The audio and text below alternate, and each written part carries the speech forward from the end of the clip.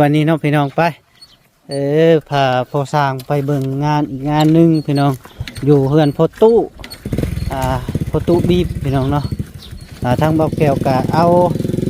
ผักกระจาดเอาไม้ยังไปแล้วพี่น้องเนาะทางสร้างทางเครื่องโพส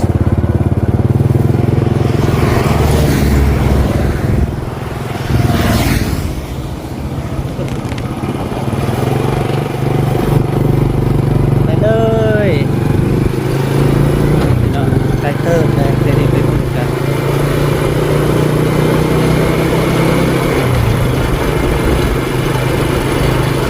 เอาไปมาเชื่อนึงอีกบ้านนี้เอาจึงไปรู้จักว่าราคาเท่าใดทางพ่อสร้างเพิ่นสิเอานำขามือเพิ่นแหละพี่น้องเนาะเพิ่นสิมีอาการดูต้นสงสารแล้วก็จึงว่ากันเนาะพี่น้องเนาะโอเคฮอนแล้วมาฮอนแล้วคือนี่ได้ใส่ระบบใดได้นี่ได้ได้เรียบร้อยแม่นใส่ใดเลยอยู่คนใดน้ำรังใดเลยโดยไฟฟ้ากับมีเนาะโดยมีหากะต่อให้เพิ่นโอ้ถ้าเข้านี่บ่ไฟก็ดีแม่นแหละ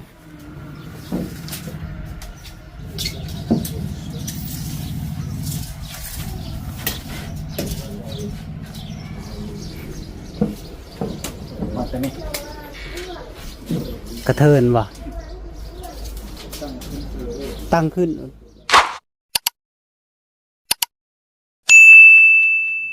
ครับทักทายสบายดีและสวัสดีเด้อพ่อแม่พี่น้องสวัสดีตอนคอยคำลงแรงพี่น้องเอ้ยเนาะแล้วก็มื้อนี้เบาแก้วกับซีพาพ่อสร้างไปเบิ่งงานอีกงานหนึ่งอยู่ที่บ้านพ่อตู้พี่น้องเนาะพ่อเท่าบีบแม่นประมาณนั้นแหละพี่น้องเนาะโดยสบายดีโดยสิพาเราไปเบิ่งงานอีกงานหนึ่งเนาะกะบุล่วงบุลายดอกเพราะกะประมาณไปแรมพักกระจาดคือเหือนน้องแปงคือเก่าหั่นละโดยกะเล็กๆน้อยๆหนึ่งนะกะไปเบิ่งตามตัวจริงแหละเพราะกะเรื่องราคาราคมนี่กะเจ้าจึงประมาณหรือว่าประเมินเอาโลดว่าเจ้าอยากได้สำใดนะหรือว่าสวยเรือกะเพิ่นแน่นะเจ้าไปเบิ่งลาวแน่แล้วก็ทางล้าน2คนกะไปเบิ่งมื้อนี้แหละเป็นรอรุ่นไปเบิ่งตัวจริงเป็นจังไดโดยคิดว่าแก้วกับบาลีโดยแล้วก็ยังไปเบิ่งว่าคันว่าว่างมื้ออื่นเฮาจึงดำเนินการคันบ่ว่างแล้วก็จึงว่ากันมื้อใดก็จึงพอสร้างจึงนัดมื้อนั้นเฮาจึงไปเนาะโอเคไปวันนี้เนาะพี่น้องไปพาพอสร้างไปเบิ่งงานอีกงานหนึ่งพี่น้อง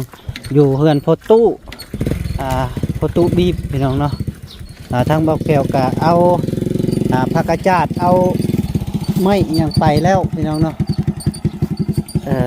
ทางสร้าง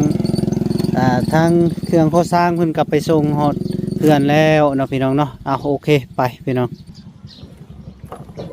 ไป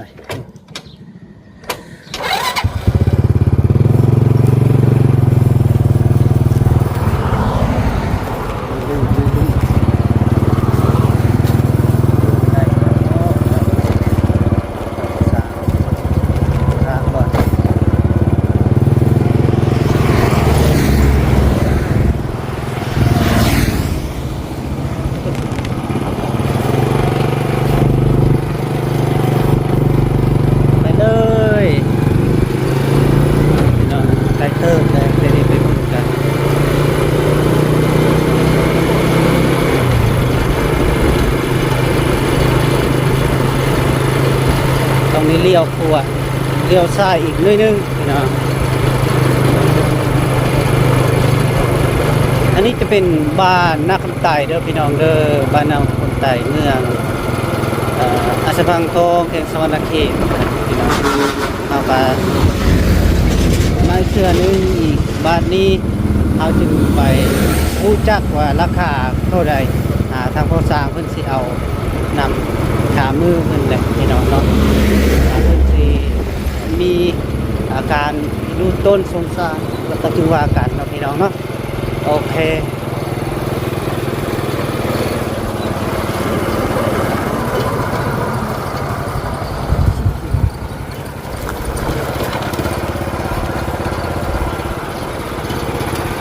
ไป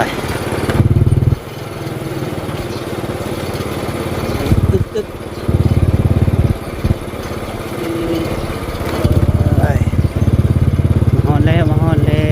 วตึ๊ดโอ้โตเป็นจังไดเบิ่งดูน้ำพื้นนะ น้ำเรียบร้อยเนาะ โอ้ยมีได้ใส่ระบบใดได้นี่ได้ โอ้ได้เรียบร้อย แม่นใส่ใดเลย อยู่คนใดน้ำรังใดเนี่ย โดย ไฟฟ้ากับมีเนาะ โดยมีหากะต่อให้เพิ่น โอ้ อืม ถ้าเข้านี่บ่ไฟก็ดี แม่นแหละ โอ้ บ่ติเก่าก็มีแล้ว แต่ว่าอันน่ะมันกะทรายมันเปื่อยเด้แล้วก็เราก็บ่ได้อยู่เฮือนแน่แล้วก็แต่เฮาก็ต่อไม้เพิ่นเอาลงไม้พอมาซิกอันนี้ก่อนไม้เอาก่อนจะมาซิกเบิ่งอันว่าสิพ่อบ่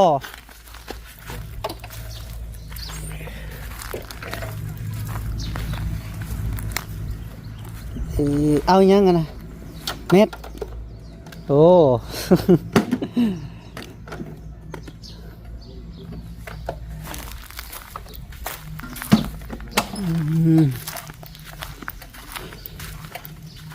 ไม่มัดในโบแมนคืออยู่พุ่นเนาะ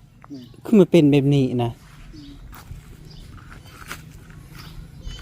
ฮอตซิปบอก ไม่ดิ้วไม่ ไม่ดิ้ว ไม่ตุกตาเด้ โดย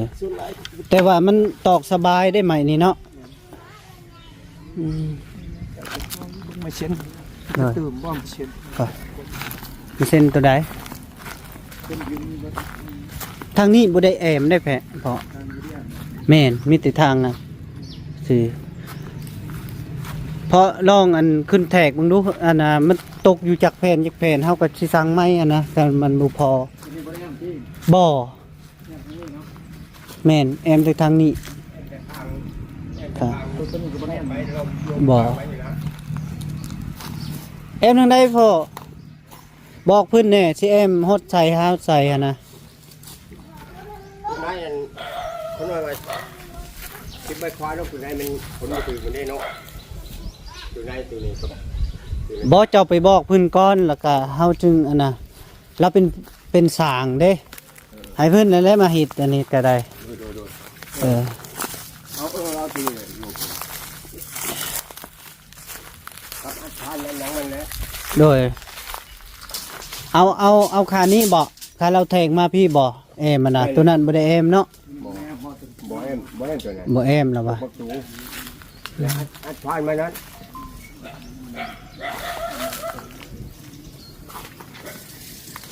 มันตกอยู่เท่าไหร่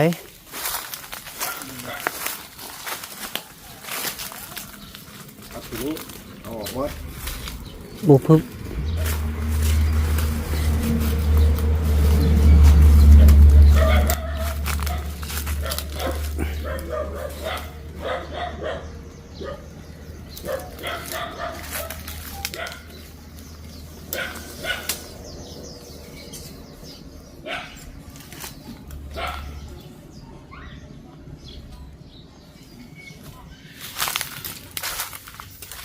โอ้บุกคือผักกระจาดเก่าเนาะงามเลย มันแผ่นใหญ่ เป็นใหญ่ โอ้เงินชานเอาเองก็ผ่อน บ่ที่กันได้นี่ มันตกเท่าไหร่ ถึงสักดีเพียงนี่ เฮ้ย พอดีเพียงนั้นบ่ กันเอามาชุมเลยครับเช่นครับ บ่พอแอมให้มันจำบ่ได้บ่ โอ้ได้แล้วถึงหมื่นอันนี้มัน240 ba nó đâu không kịp đâu 30ที่คนยาว ba nó แพง không kịp โอ้คันใส่ซองอันนั้นบ่ แบบทั้งยืน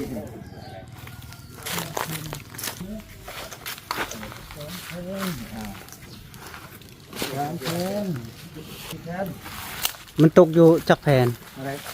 เป็น4แพง ทางนี้ เป็น4แพง ข้างนั้นเด้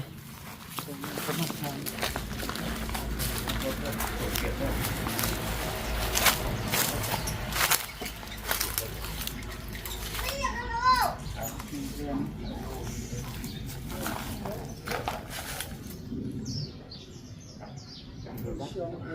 ี่สามแผ่นสักไป มัน เป็นได้สาม สามบ่เจ็ดเจ็ดพออยู่เนาะ15เพิ่น มีทางในบนแอมบ่ มันแล้ว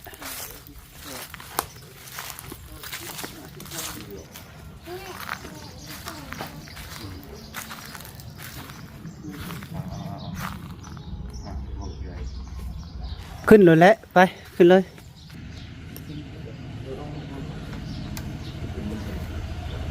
เบิ่งอยู่ถึงพี่น้องเนาะ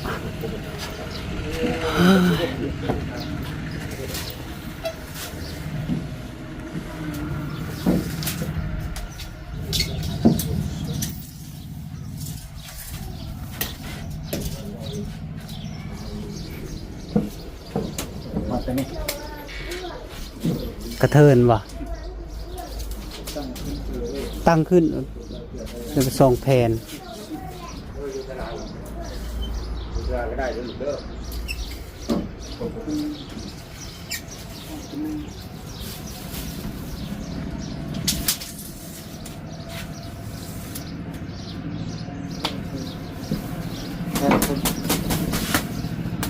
ข้างนั้นได้ใช่ปะ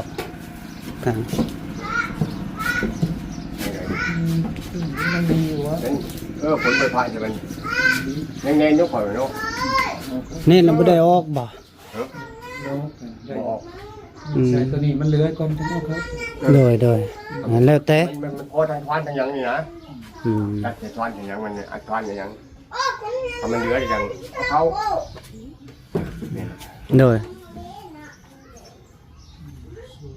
สามสามกับหกหกเจ็ดแปดเก้าสิบ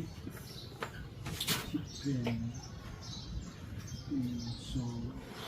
องสามเป็นหกเจ็ดแปดเก้าสิบ11 14 15พอดีเลยบอกแกเว้ย พอดีบ่ โด โด ย ยเพราะว่าทั้งนี้เขาบ่ได้แอมเลย โดย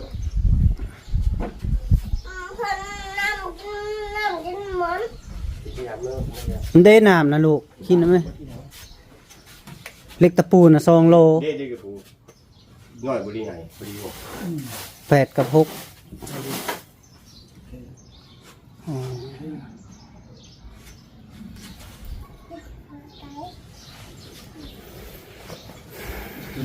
ใส่แกวมาดิวแล้วใส่เนาะ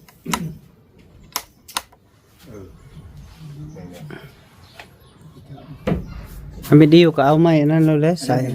แม่นมันสิเลื่ออยู่แล้วเบิ่ง ตักตัวนั้นแล้วเขามันเหลือ ไอเราตรงนี้ไอ โดย หรือว่าสิลุยกลางคืน แล้วมือ ตอนค่ำเนาะ จะมาเปิดมาครับไปน้ำมากครับไปน้ แม่นล่ะ ำก็จริงก็จริงมือวันคานมือพอดีบอก โดย จะมาฮื้อนี่นะ ไปลงว่าราคาอยู่รุมวันนี้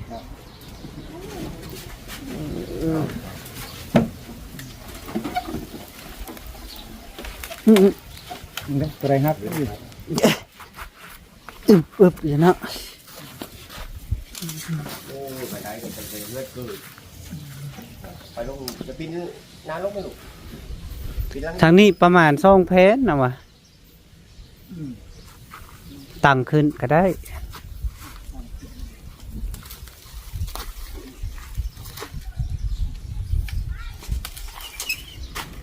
แต่นั้น พอดีเป๊ะพอดีเลยเนาะ ตั้งขึ้นตัดใครไปชมจอมพุ่น แม่น เสร็จคลิป ผมเล่นไม่ใช่ก็มันนอนแจ๊ะขึ้นมาตอกไหลไปเลย โดย ดูติดกระพอบตอกกระพอบมอบกระพอบนั่นมันไม่ใช่ได้มันจะมีมันน้อย ผู้เดียวเนี่ยโอเคบ่จะต้อง2 คน 2 คนเลย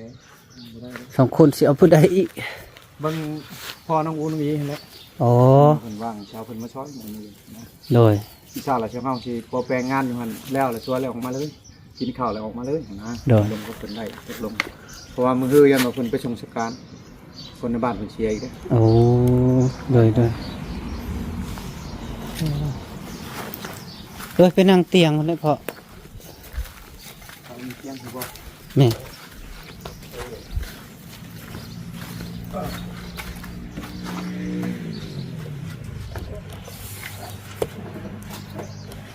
เก่ง เอ้ย มีแต่พวกเก่ง เห็นบ่อีพ่อมามือหนึ่งก็ได้ลูก2 คนเลยวันนี้ป้าทิโท ๆทั้งนั้นก็ได้ผู้หญิงอีก2 คน โดยสบายดีเด้อสบายดีป้าลุงลูกสบายดีโดยแบบนั้นล่ะว่ะเอ้ย คัก แบบนั้นแหละเป็นตะเพงเนาะ บ้านยังลูกชื่อบ้านเดี๋ยวชื่อบ่ บ้านยังซื้อเจ้า ทางใต้ บ้านซื้อบ้านจะซื้อบ้าน ทาง ยัง ใต้บอกเพิ่นเนี่ยบ้านทางใต้ ใต้ บ้านนางคำใต้โอ้ แต่พอช่างบ่ชื่อเด้บ่ เออ ถามบ้านก่อนถามมันเจ้านั่นแหละ โดย มื้อนี้กินข้าวกับหยัง บอกเพิ่น กิน ยังบ่ได้กิน ยังทันกิน กินเนี่ยเทนอยู่แกงเครียด แสดงว่าน้องเพิ่นเข้าใจว่า ตอนแรกยังทันกิน ตอนแรก นะ ยังบ่ได้กิน เอ้ยเด้อ โอเคนะ มีอันกินอยู่บ่ มื้อนี้ให้เด้อมื้ออื่นวันมื้ออื่นมื้อฮื้อเบิ่งเจ้าเมียนเฮือนพอมาเลยครอบพอมากเลยแอมให้ไหม แม่นเด้อ บอกประตูเลย ผู้สิมาเฮ็ดเฮือนสิเจ้าใหม่เด้ออย่าดื้อเด้อคันเพิ่นมาเด้อ สงสายแล้วในเดือนในชาติโดยแง่งแหละ หักบ่ดื้อดอกน้องๆเพิ่นนี่ เนี่ย เด้อ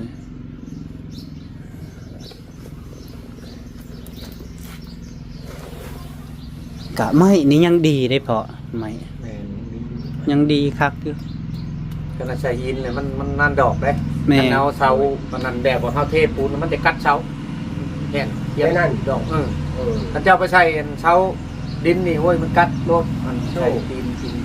มันเข้มดิเอาเดียวมันดอกใช้หินหรือว่าใช้ไม้ธรรมดาบ่เป็นหยัง แม่นบางคนกินพี่เลยได้สิกุด ก็ลองเบิดแล้วตอนนี้มันเข้มแล้วตัวแก้วเพิ่นพามาเบิ่งเรือนประตูอยู่กับหลานเคยเห็นแต่ในคลิป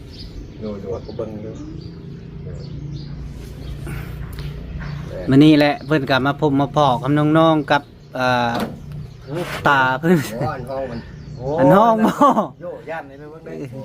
บ่ฮักดอกของแท้ได้ ใครรู้ซะห้องผีมันแตก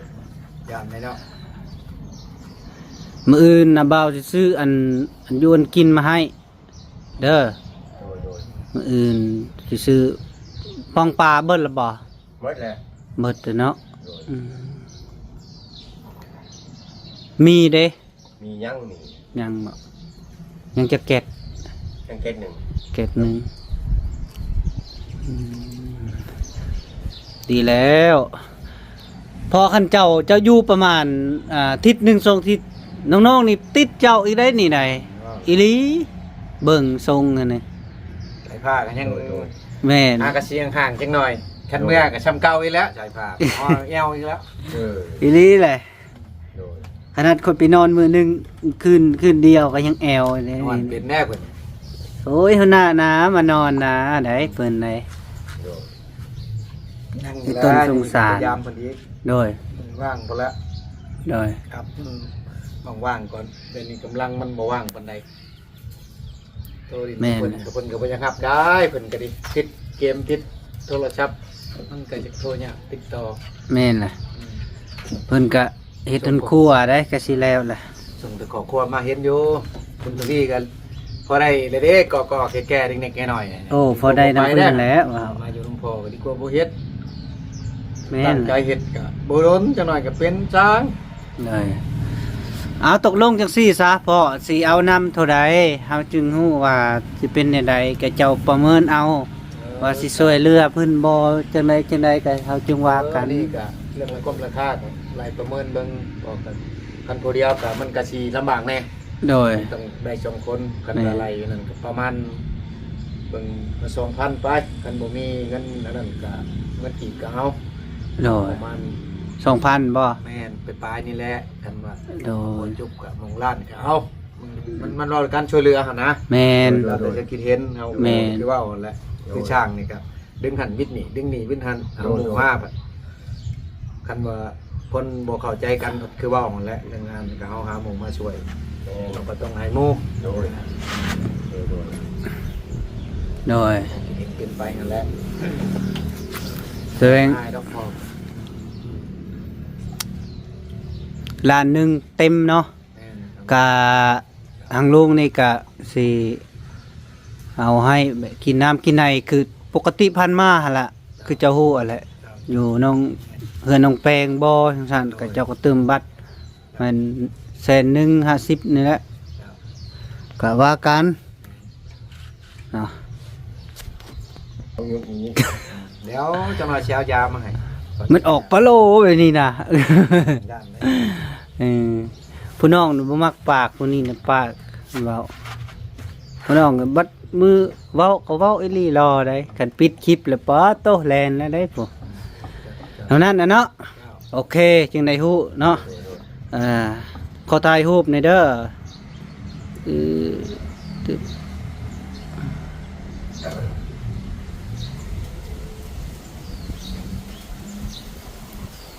อายุพ่อนี่เท่าไรก็78บ่ 68 อ้าวตอนนั้นคือว่า78วันนี้68แล้ว ด้วย78ลูก28เด้อบ่มีไหลแหละ 78 พันก็รอดเท่าไหร 78เนาะ1,158 1,958เบิ่ง โดย ไปเบิ่งดูอะไรแต่กระปากยังต้องบ่ถึง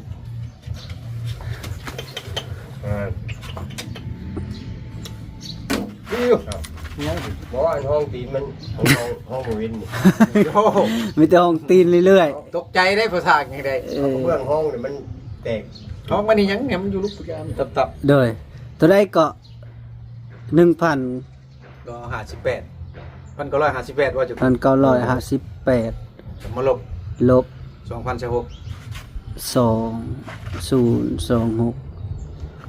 68ตอนนั้นว่า68